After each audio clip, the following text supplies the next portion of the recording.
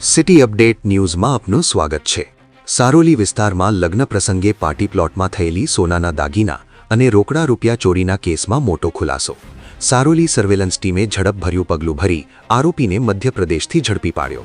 Khodal farm anthem circle નજીક રાખાયેલ લગ્ન પ્રસંગ દરમિયાન ખાખી કલરના થેલામાં રહેલું મંગળસૂત્ર, સોનાની વીંટીઓ અને આશરે 4 લાખથી વધુ રોકડ રકમ ચોરી થઈ હતી। કુલ મુદ્દામાલની કિંમત લગભગ 9 લાખ રૂપિયા જેટલી બને છે।